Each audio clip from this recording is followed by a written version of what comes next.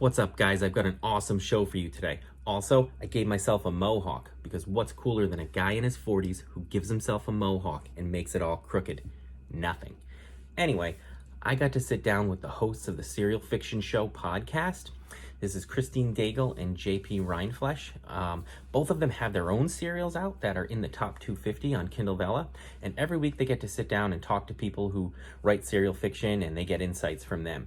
So they sat down with me and they talked about everything that they know, and there was a lot of really cool things in there. So make sure you check this out, hit like and subscribe, because lots of cool videos coming up. I'm going to be talking to the ruler of YA fiction on Kindle Vella, Christina Farley, and I'm going to be talking to the queen of horror, Naomi Alt. So make sure you hit like and subscribe. A lot of cool stuff coming. Enjoy the show. All right, so I am here with JD Salinger and Agatha Christie. Yeah. I'm Agatha.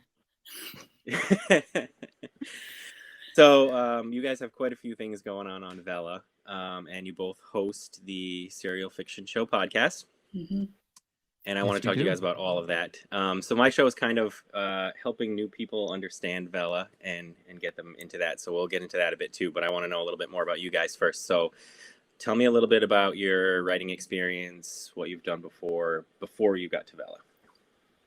Sure. I guess I can start. So before I got to Vella, I did one trad pub novel with a small press with my co-writer that I'm co-writing on Vella with under the name LP Styles. So that's Stuart Sternberg, I guess I should say his name. So we did a steampunk trad novel that came out in 2015, and then kind of have been, looking at doing some bigger trad pub things, but a couple of those didn't work out for whatever reason. So when we saw Vella, we jumped on that and decided to co-write a couple of serials and see how they went. Molecule Thief is doing pretty good, so I can't complain about that. Yeah. Yeah, and I guess for me, back in 2019, I decided to go to some crazy author event that had Christine in there as well. And it was a collection of 15 authors who got together, and we created this post-apocalyptic world, and we wrote short stories in. So that was really my first experience of understanding story with a group of authors. And ever since then, I've been writing a bunch of short stories with that group and outside of that group, and ended up finding a co-writer for a series that we're working on. And I'm just getting done with edits on book 3, and we're planning on launching book 1 later this year. And then Christine showed up and was like, hey, I need someone to do this podcast with me. And then that resulted in me finding my co-writer for the Nerds serial. Awesome. So, and both of you are in the top 250. You both got that right now. We are, yeah. That's of right now. That's awesome. It's funny when you look at the top 250. It's for the main categories, romance is almost always there. So whenever you have these standouts that don't have that in it, it's that they put the work in. Yeah, and I'm shocked that, I'm always shocked that to see in the top 50, sometimes we're ranking up there and it's sci-fi. Sci-fi is the ugly stepchild of genres. I'm like, how are we up there with romance? I don't know, but it's always awesome. So yeah, I'm enjoying that. Yeah, it's the same thing. I write horror, and sometimes I'll sign up for there's this group Copper that's coming out. I don't know if you heard about it. It's a new social media for writers. Yeah. I signed up for that beta. I'm like, come on, guys, let's do it. But horror is not even an option on it. They don't even consider it writing anymore. Yeah. So you both write with a partner. Can you explain that process a little bit? Because I can't even do co-op video games successfully. So. It is a process. Yeah, you go ahead first, JP. I can tell you. Fine, I will. I didn't think that I would be someone that would like a co-author until I went on an event. I'm very big on events, apparently, called Authors on a Train, where I had to basically have a co-author, and we wrote a short story together. Since then, that co-author has now become my series co-author. And then this just so happened that, someone else wanted to work together, but I really love the process. It's basically a way to be outside of your own headspace and be able to bring in ideas that you may not have considered before, and kind of rebound those ideas and make them a little bit stronger, and point out some of the the features that you may be missing the first few times that you write it. Especially when it comes to Vella, being able to have that co-author makes it easier to decide whether or not you need those editors or those beta readers, because you technically have two minds working on this project. You have two aspects already. So you're not going into these other spheres, these other editors and beta readers, without knowing that at least someone else has looked at this and had that keen eye with it as well. Yeah. And I think it's super fun. I really enjoy writing with a co-author. It's been a process.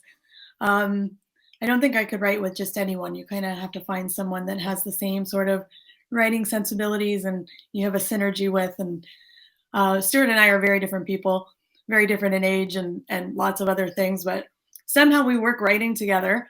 And we've been doing it for quite a while. So the first book we did was steampunk, and there were 2 points of views. There was a female technomancer character that I wrote and a male brooding necromancer that he wrote, and we kind of alternated points of view on first draft, and then the other one would go and revise, and we'd revise like that.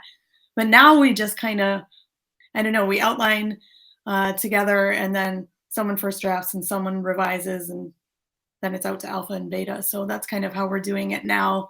And I really enjoy it. So I think everyone should try it. I know JP and I did a episode for a serial for fun together, and actually came out pretty good. So not that we were going to do anything with it, but it was a lot of fun. Yeah, it was. So do you you said you alternate between who writes the first draft, and then the other person comes in and tries to flesh it out. And yeah, now I want to do it. So yeah.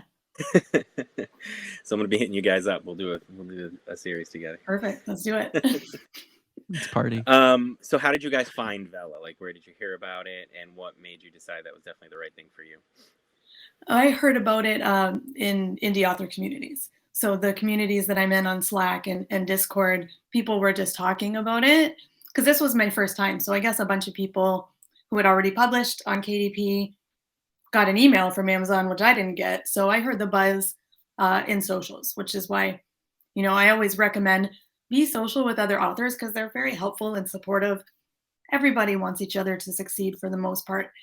So there was just all this buzz going on in Slack and Discord. And I'm like, oh, well, I think we should give it a try because why not? What is there to lose? And yeah, it's been a great experience. So yeah, I'm a huge proponent of like author communities, and I honestly knew nothing about Vella, and Christine was like, I need to do this podcast about serial fiction. And in my head I was like, okay, I'll just do this podcast, and I'm not gonna write serial fiction because like I don't know if I'm ready for that. And then I ended up finding the co-author through that. But yeah, it was all through Christine basically having this author community around me and being able to kind of hear other people basically being like, hey, I need someone, and being like, I can do that. Yeah, there really is just like a massive amount of resources that you get from the author communities. And like, I was so surprised by because I started out in October, I published 2 short stories, and then 2 weeks later jumped into Vella. It was something I'd been writing for a long time, but I just jumped in. And then I had, communications within a month with like Audrey Carlin and Sophie Davis and all these people. And it was just so crazy that these people who had they weren't getting any benefit by talking to me were and continuously helping me out. So I think that's really awesome, those communities. yeah. And then even you, Christine, I don't even know how we started chatting, but like, yeah, I think in Discord, I forget how, and I was just like, I like your cereal. It's really cool. And I think we just started chatting. So yeah.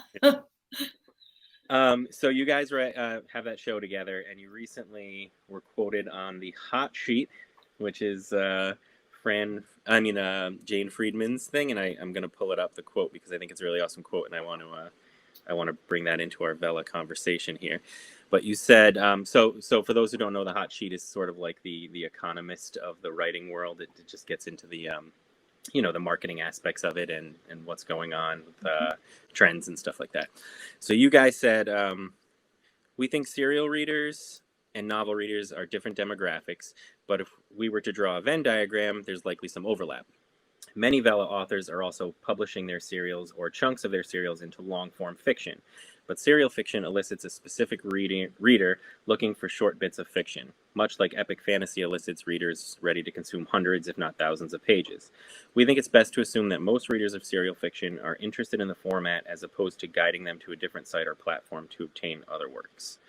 So this is something that I've been wondering about for a while, because there are definitely people who've taken their serials, put it in book form, and had a lot of success.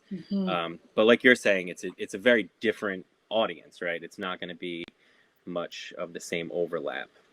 And I worry about, if everybody is doing that, does it affect Vella, where people will say, why am I spending money here when I can just wait for it to come out in a book?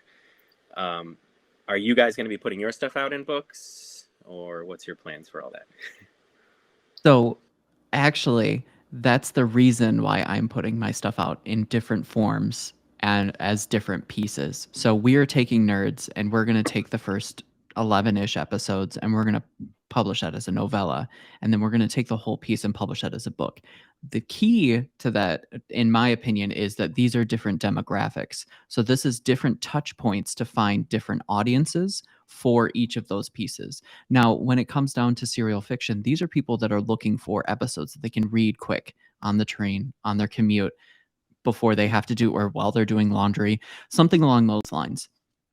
Whereas, like, in these other pieces, those are novel readers. Those are people that are interested in other aspects of entertainment. So that's why, in my opinion, these are totally different demographics, and it's a way to show that group, that demographic, what your content looks like in that form. Yeah, we have chosen not to go into the novel route right now because we're doing so well on Vella. We just don't want to direct traffic away in any way. So I do think they're probably different demographics, but we wrote this to be a serial. It would take a bit of work to get it into novel format. And yeah, we're just kind of banking on the serial taking off and just leaving it there exclusively right now to see how it goes. Doesn't mean, that in the future we may not put it in novel format, but right now we're having success. So we just kind of don't want to mess with that. That's sort of where I'm at too. Like I do want to put it in ebook form, and I think for a lot of the same reason that that JP was just saying. I'm in like some of the horror communities where I'll say like, oh, I got this serial, and people are like, well, tell me when it's in a book. So I do want to do that. But right, like you're saying, I just don't want to touch anything right now. And I also think with my serial, it's not written in a format where I could just shove it into a book. It would take a lot of reworking. But it's interesting. I've seen Nikki St. Croix has been very successful on both platforms, and I like what she did at the end of her ebook. She has, if you want to continue this story now, go to episode whatever on Kindle Vella. If not, book 2 will be out at this time. Yeah, and I was stalking what she did, and I love what she has at the beginning as well. That this is a portion of a serial, and it's ongoing, and there's no end. So I like that. That's right in the front matter where you can do that. Look inside, and you can see exactly what it is, and then if that's not your cup of tea, you can back out. But yeah, right now I'm still at the if it's not broke, don't fix it, and I'm just leaving it for now. Yeah, and I definitely want to say though that like when we plan on making ours into a novel, we're going to do huge edits. We might be cutting various episodes. We might be changing different ways in which that novel is going to be put together because of the fact that that is going to be one bit of fiction that you're going to assume someone is going to read directly through, as opposed to these episodic things where people can pick up and go as they please. Now, do you, since you're writing it episodically, when you put it out into ebook, is it going to have a satisfying conclusion, or is it going to say basically wait for book 2? So we, Nerd Serial, we have planned out what we've called like the first season, and that has a clear and comforting end to it. If we want, we can make a season 2. We have ideas as to what that will turn into, but as of now, like that would be either book one or that could be its own standalone. And for the Molecule Thief, what is your do you have an end game in mind? Well, yes and no. So we're doing it in seasons as well. So it would be, possible to put it out in novels with some reworking. We're finished season 1, have drafted to the end of season 2, and are planning a season 3. Where it goes after that, we have, what I would call a loose outline. So we have an end game in mind where we can just kind of keep our fingers on the pulse of what's going on, and if we need to pivot and do something else, we can do that. But our plan is right now is just to keep writing seasons as long as people want to read them. So that's where we're at. Yeah. And back to JP. So you were saying that season 1 will have a satisfying end, and then it may end there, depending on, I guess, how you guys are feeling. How you feel going.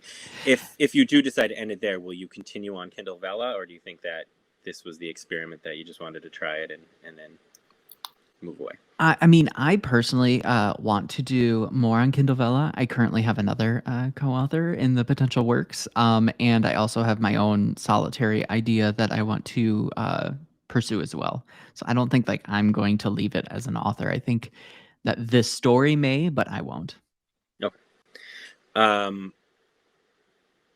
And for the Molecule Thief, you also have another series that you guys write together, you and Stuart, called Dark is the Way. Yep. Do you feel that it's difficult to have 2 series running at once in terms of your audience? I do. And, when I first started, I didn't know what I didn't know. There are things I would have done differently coming in brand new to serial fiction.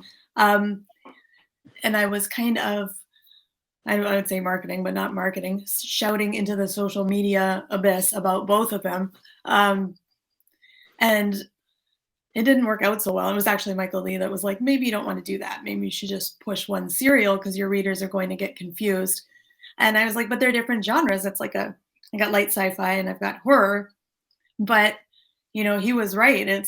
Your readers get confused when you're shouting about 2 serials because they don't know what to click on and they don't know what to fave. And as soon as I just started pushing one, I picked Molecule Thief because it was doing a bit better. So I'm like, well, let's just focus on this one and see how it goes. And then, we did better in the rankings. So that was definitely the right strategy. So we are wrapping to the end of season 2 for the horror, just because we do have readers, right? But probably going to pause it there at the end of season 2 and not write any more episodes. Not to say that we won't ever, but I think we're just going to focus strictly on Molecule Thief at that point. And is that something you think you would do, JP, when you do go into other ventures? Do you think you'll kind of do one at a time, or? I think to Christine's point, she was marketing it on LP Style's page. However, like the works that I plan on doing with another co-author would have a different name potentially, because all of my current nerds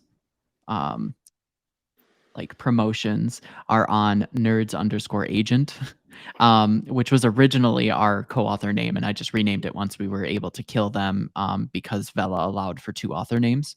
So the moment they allowed that, we took that name out just to reduce any confusion, but then we renamed that social media, and that's where all the nerds stuff is. And so I may be promoting something, but it will be on a totally different platform or a totally different name that won't even align with the other one. I've debated on that. I just don't have the time right now anyway to add another one, but I've thought about just writing another serial, using a different name, and not telling anyone who's associated with Gage Greenwood, and then just start like another set of social accounts and promote it that way and just see what happens. Because I want to write more, but I don't want to water down my crowns. You only get one a week. Compete against yourself. Yeah. Yeah. So speaking of the crowns, you guys both have them on your series. Do you approach that in a certain way? Do you try and get people to give you the crown every week? What's your approach to that?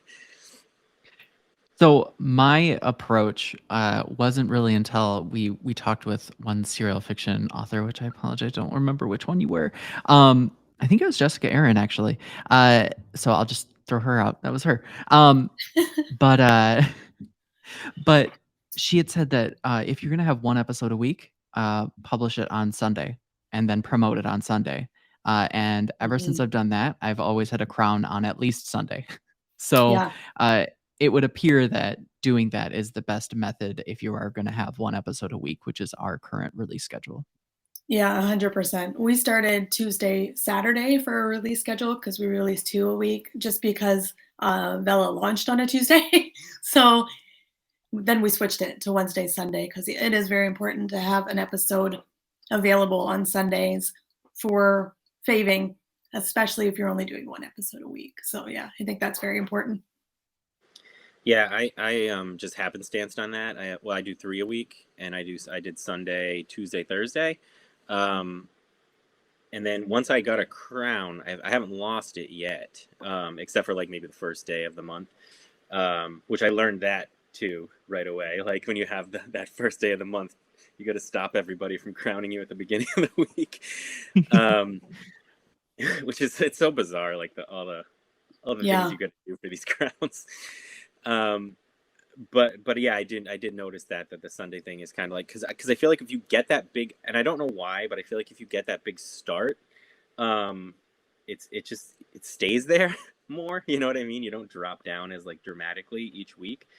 But it's not like I'm picking up random crowns either. So I don't know, I don't know how that all works, but yeah, neither do I. And that algorithm is a mystery, and for good reason, right? Because you don't want bots gaming the system and that kind of thing. But yeah, I don't know. So the Sunday strategy is my best strategy because I'm not being like, hey readers, save me, so a lot of that is just organic, I think, from having the Sunday episode. So you don't ask for them at all? I don't know why. I just feel weird about it. I promote the episode. I'm like, here's a new episode. But yeah, I haven't been asking for the faves. So what about you, JP? Do you ask for them? All I have is on my promotion, because I'll do like these little short 20-second clips, and I'll say like, fave, follow, and like review, and that's all that I say. I don't explicitly say like, give me a crown, but I'm hoping that maybe that comes across. I do ask directly to like 4 people in my life. Like I tell my girlfriend, hey, it's Sunday. Oh yeah, that crown. yeah, I do that to my husband too. I'm like, you better get on your account, go fave molecule fave. But yeah, I don't make much of a push for it on social media. So I don't know, maybe I should. Yeah, sometimes I'll on Sunday when I do like my promo for the episode, I'll say like, did winter deserve your fave of the week or something like that, But I do feel weird asking for. I've seen people like do some begging. No. Some people are like offering money, I think, for them too, I've heard. Pass. I don't recommend that. So the Molecule Thief gets into quantum mechanics quite a bit, and it also has the main character has ADHD, right? So I don't know very much about ADHD, to be honest. I do have OCD. I do have OCD, and I see that there's some overlap there in some of the symptoms. So can you explain a little bit of how you write a character with ADHD and how it correlates to a world that sort of is, everywhere? It helps to have ADHD, as I do. So I'm like, here's what's going inside my head. I think part of it was just that, like, this is going to be exhausting for people if it's just a character that's distracted all the time, which is why we decided to go with multiple points of view. So you've got other points of view that are a bit sane. He kind of calms down, but in the beginning, it's just like, I'm thinking about this thing, and oh, there's a bird, and okay, I'm back. So I definitely think like throwing in some of that awkwardness, that impulsivity when you say things that you wish you hadn't said, a little bit of the distractibility.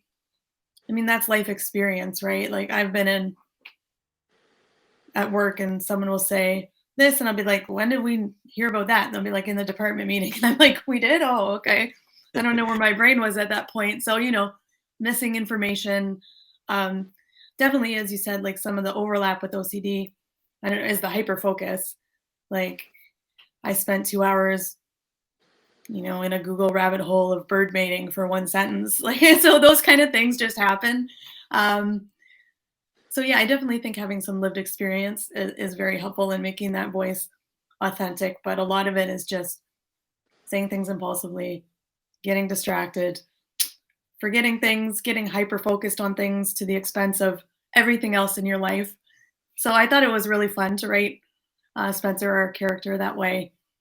There was a second part. Oh no, you were asking just about the ADHD, not the quantum I was saying, mechanics. I think it's interesting that the character has that shifting of attention that goes kind of everywhere, and it's a story about things going everywhere. So I see It that's sure is. And then JP, tell us a little bit about nerds, and Yeah, so anything you can say that's not a spoiler. absolutely. So I try to do my Hollywood pitch as it's Brooklyn Nine-Nine meets Ghostbusters with small town antics. So basically, it's a story about an office known as the National Recently Deceased Services, which is a government-funded office that sets up a remote location in like the middle of nowhere in the Midwest. And it's ultimately because there's a bunch of ghost activity happening there, and their job is to transition those ghosts into the afterlife or capture them if they are haunting too many things. One thing I really like is my co-author, Jeff Alkins, who is also known as the Dialogue Doctor. He really approaches how characters talk and how that can be characterized, like how we can look at their personalities and translate that through dialogue. So it's been a really fun experience for me. And then and from my perspective, it's been really fun bringing in the LGBT representation into the book and basically being like, hey, can I make this character pansexual? And he's just like, absolutely. Because it's been really fun approaching an aspect of a world that's very similar to Schitt's Creek, where like the homophobia doesn't exist, and I love that. It just doesn't exist in our serial. We don't have to worry about it at all. And so it's been a really fun way to just explore these characters without having to worry about that like normal impeding dread. So you said that you want to end it, or I mean, not that you want to end it, but that you may end it at season 1. And what episode are you on now? We're currently on episode 26, and we're looking at about 68-ish episodes. For season 1? One a week, so it won't end until like November 2020. No, this year, 2022. So do you guys read comic books at all, or graphic novels? Mm-hmm. Yep. Do you approach your story in that sort of almost like 6-issue arc kind of? Yeah. Multiple arcs that have one larger. Yeah, absolutely. And I have compared multiple times when I've been talking about serial fiction to, manga or comic books or Netflix, where you have this overarching story, but also mini stories in between, right? Doctor Who is another good example where they had that crack in time, and like every episode, could have been 6 or 7 Vella episodes, but they had this whole arc over. So yeah, I definitely think that comic books are a great comp for serial fiction, because you can have different stories, but the big bad or the end game is there from the beginning, and you're threading that in. So yeah, that's definitely how we're approaching our serial. Yeah, same. I really love graphic novels, Saga, Fables. Those are kind of like my 2 favorite, just FYI. I love. Oh, and The Wicked and the Divine. That one's also really good. I love Chew, the graphic novel. I also love the serial, but the graphic novel Chew is also awesome. But yeah, we approach it in that same method. Like we have this whole big overarching plot that is going from episode 1 to 68, but then also about every 9 to 12 episodes we have like a mini plot, and within those I also have in my mind that every few episodes we need a big cast scene, we need a haunting scene, and we need like someone to transition over. So it's basically hitting on those 3 topics every so often, and knowing that we need to hit those with the 10-ish episode plot with the bigger plot. Oh, that's interesting. I like that, having those like multiple elements that you want to have in each arc. I think I'm going to steal that from you. Please, yeah. You're welcome to. Please. So let's get into the serial fiction podcast a little bit. what was your initial plan for that? One thing I love about the show is that when I look for podcasts, I look for either a podcast for writers or I look for a podcast about books from the reader perspective, and you guys are covering both of those, and I think was such a genius idea. So tell me more. Okay, so how it started was I learned everything writing pretty much by podcasting. I'm a listener. That's how I learn when I'm learning things that are nonfiction. I'm like, I'm going to find, audio about that, and I'm going to learn. So when I started back in April of 2021, hearing about Vella, I'm like, I need all the podcasts on serial fiction so I can learn. Lo and behold, there weren't any. I'm like, I was like, I don't know. I'm like, well, I guess I better start one. So I'd reached out to my friend Jay Thorne, who's a Discord group that I'm in, or Slack group. And I was like, hey, you've done 10 podcasts, 10 different ones. I think he is at now. I'm like, this is my idea. Like, is this a good idea, or is this like a laundromat idea? Which is a joke, because at one point he wanted to start a laundromat, which was not a good idea. And he was like, no, I think you really got something there. I think that's a good idea. Nobody's really doing that. That's a space you could really get into. So I was like, okay, well, I'm just going to do it. I'm going to talk to authors, because really I wanted to learn things about serial fiction. I'm going to find people that are doing this. We're going to lift them up and promote their stories, and, learn some things for writers who want to write serial fiction. And that's really how it started. It was just, I twisted Jay's arm to be in our first guest, and so we could practice on somebody with low pressure stakes. And then it just took off. Like, people just started wanting to come on. We put up a website, opened up a forum, which we very quickly had to shut down because we just had a flood of submissions, like more than we could handle. And it's been fantastic. We've talked to wonderful authors, great stories, learned so much. I'm really grateful that we've been doing this for so long. Yeah. One thing too I really like that Christie and I do is that we pretty much take anyone. We don't really we're not like, oh, you're not high enough on the rankings to get on our show, because we want to be able to have that conversation and show that regardless of where you are in your author journey, we all kind of have the same approach. And you can learn from anyone at any level. So I've really enjoyed that part of the podcast. Yeah, I think that's cool. I mean, not only can you learn from anyone at any level, but people who are listening to the show are going to be from a variety of levels. And to hear somebody, especially before you start off on a journey like this, it feels pretty isolating at first. So to hear somebody else with those same struggles and the same questions at the beginning is only going to help them. Yeah. And it's really just about discoverability too, because we know on Vella, that's everything, right? Like, you have to have some visibility for people to come find your serial. And we just kind of wanted that to be an equal opportunity for anyone who was writing to come and tell us about their work. Who is your favorite guest you've had so far? Oh, don't ask me that question. That is so, we have had so many great guests. Okay, all right. So that's not fair, Yeah, because then can't. then people are going to be Honestly, like, you can't. It's like I would just have to name 10 people. Can you tell me a favorite moment you've had? Oh my gosh, Hugh Howey was wild. Like, talking, that man's life has been wild. I laughed reading his biography. He was the victim of a Nicaraguan romance scam, which I feel horrible laughing at, but like, his tale about it was just, I was cracking up. So that was a great moment. There were more. Think of one, JP. I'll think of more. I'm so bad at thinking of exact moments.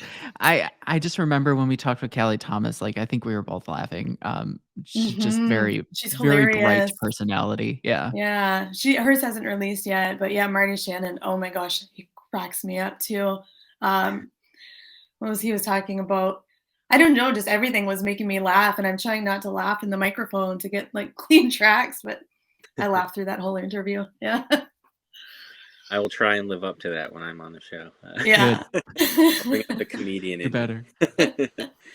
It's funny because I'm more loose when I'm answering questions than when I'm asking them. When I ask them, I'm more nervous. I don't know why.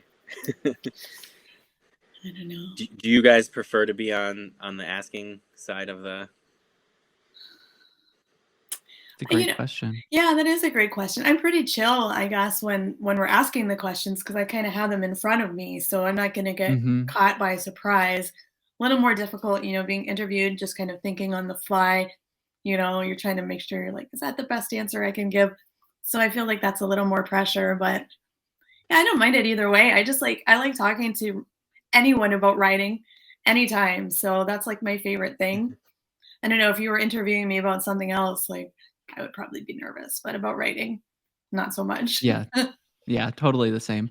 I think for me, like answering, sometimes I'm a rambler. So I know that about myself and I'm like, oh, I gotta stop. And then for asking questions, the biggest problem for me, like I have to go back and listen because I know that when I'm asking questions, I'm preparing for how can I transition what they're saying into the next question. How can, and like it's this active listening, Mm. but it's also just like it's too focused on trying to ask the questions to make sure that the content is there. So I actually end up like going back and listening to it as a listener. Yeah. I have that same thing where I kind of like am thinking of the next step, and then I don't know.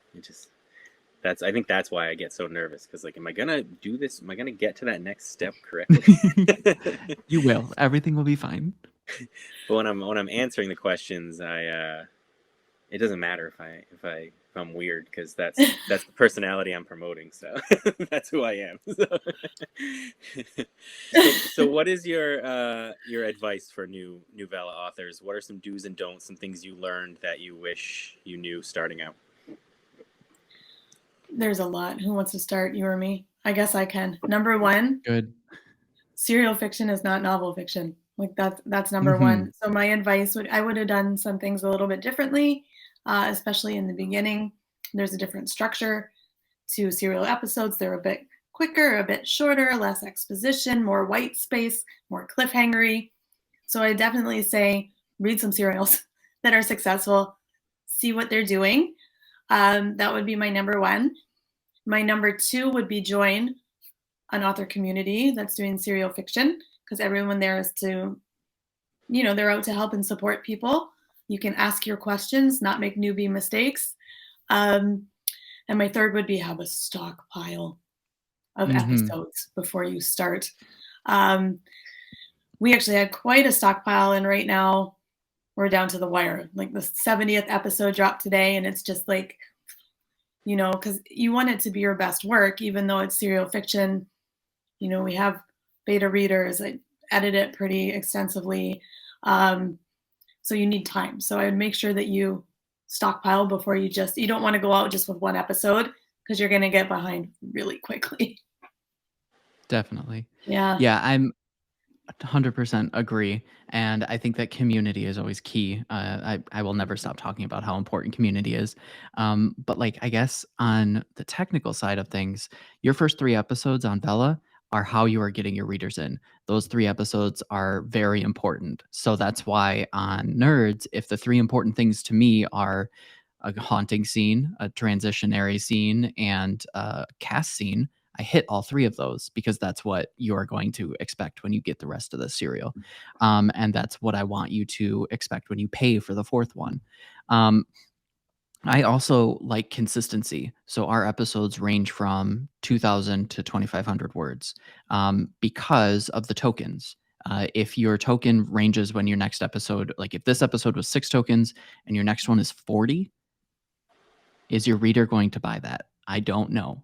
But if they are expecting the next one to be the same price as the next one, they're more inclined to buy that because they've already invested that amount of tokens in its Yeah. current episode to move to the next. Yeah. So those are just some kind of important things that I've noticed and that I've tried to maintain as we write our serial. Yeah. And that's a good point. Episode lengths, like probably 1,000 to 2,500 words is a good length. Scroll fatigue is a real thing. People are reading on their phones.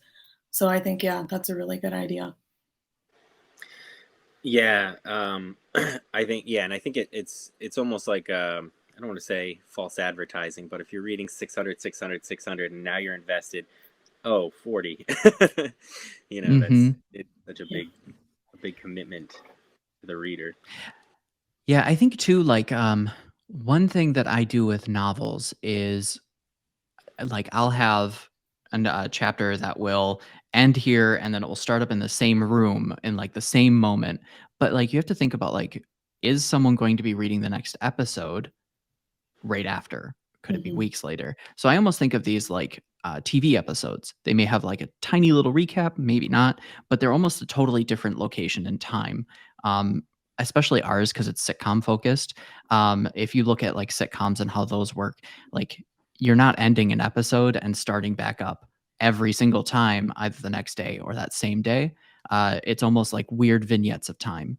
So that's one thing that I like to think about, especially our approach, because ours is like sitcom based, is not having episodes always being one after the next in a timeline.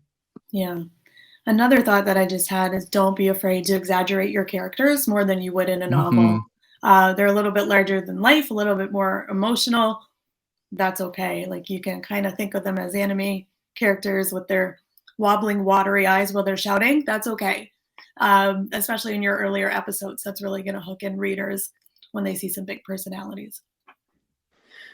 So going back to our earlier conversation about transferring from a serial to an ebook, and then based off what you were just saying about the white space, about the larger than life characters, do you feel that that's all stuff that you will change if you put it in ebook? I don't know. I'll let JP answer that one since you're doing it. Yep. So funnily enough, because I am currently working on a different series that is being published as a book, I've already noticed how important white space is and how I've already adjusted that coming from the learnings from serial fiction. So I think that there is a space for novels to function as that. Now, when we create our novelized version of this, it's going to look very different.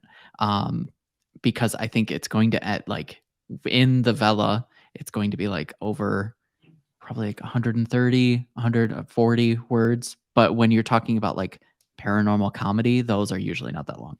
So, I mean, it's going to be cut, it's going to be changed, but it's still going to have that same vibe to it. We're probably not going to cut down on the personality because I like it too much. But I think that some of those other pieces are going to be adjusted to a novel.